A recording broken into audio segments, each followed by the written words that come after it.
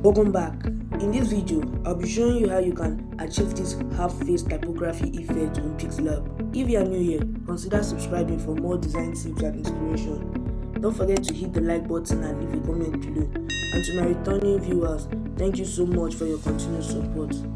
Now let's head straight to Pixellab to get started. This is Pixellab, and the first thing we'll be doing is to delete the default text. Okay, after deleting the default text, we'll be changing the background color to white. So we'll go to color and we'll be changing it to white. Okay, and next we'll be importing the image we'll be using for the effect. So I'll just go to import and I'll be selecting the image I'll be using. Okay, I'll be making use of this image. I'll reduce the size like this, and okay, and this is good. We'll head over to relative size and we'll increase it in this manner. Okay, so after doing that, we'll go to the layers and we'll be locking this particular image. We'll lock it, and after locking it, we have to zoom this page. We'll zoom it so we'll actually see what we're working on. Okay, after zooming, we'll introduce our grid lines. Okay, next we'll go over to text tool rather, and we'll be adding text. So from here we'll just edit the text. Okay, so for this I'll just start with S and done. Okay, so for this S we'll go over to font. We'll be changing the font. So for this video, I'll be making use of this Milka font, this bold font. Then we'll increase the size. Over to size, increase it like this to 88. Then change the color to red or any other color of your choice. So go over to color and okay, let me select this red. Okay, so after doing that, I'll go to position and I'll be taking this up. Okay, so after doing that, I'll just copy, I'll edit and complete it.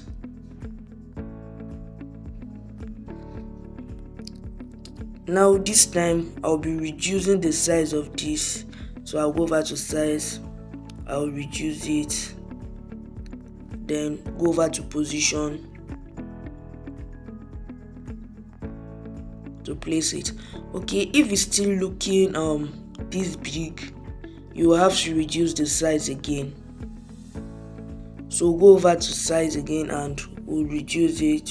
Okay, I think 28 is okay. Then we'll go over to position again and to adjust it. Okay, so this is how you do for other letters, and now I'll be really fast to show you how other letters will be done.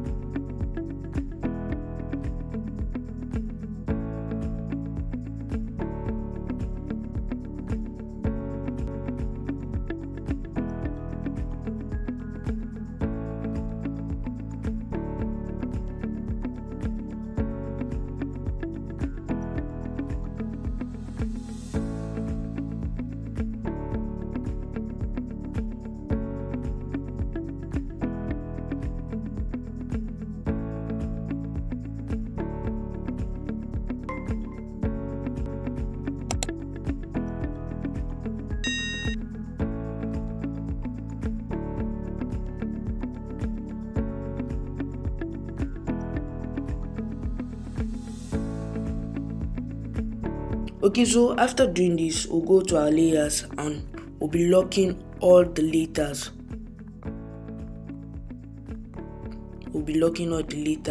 Okay. Then after doing that, we'll also introduce the grid lines again, and now we'll be going to shape and we'll be adding a rectangular shape in this manner, and we'll adjust it like this. Good. Okay, now we'll be taking the size to normal, and it's okay. Okay, so after doing that, the next thing is to merge all the shapes together. I'm sorry, you have to merge all the letters rather together. Merge all the letters together like this, and we'll be adjusting it like this. Okay, so after doing that, we'll be merging the shape and the merged letters together in this manner rather. Okay, so after doing that, we'll head over to our erase color icon and we'll enable it. Now we'll select this color picker and we'll be selecting the color of the text. This is red, but then we'll increase the tolerance. Okay, until you actually get something like this. Okay, so after doing that, we'll head straight to the marks again. We'll go over to marks and we'll be maxing the image till we get a curve like manner.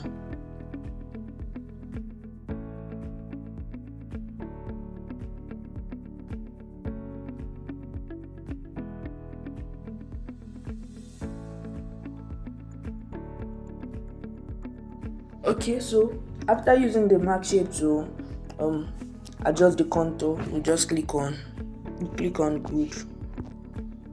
Okay, and now we'll just lock this and we'll go over to shape. We want to make sure that the background merges together with the image, so I'll quickly do that. But in case you don't know how to blend your image, your background, I have a video on it. You can also check it.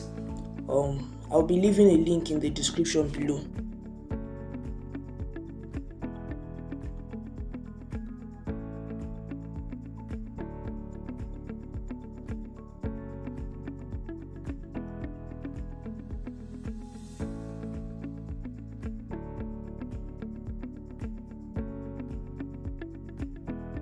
Okay, so after blending your image to your background, we'll be merging everything together.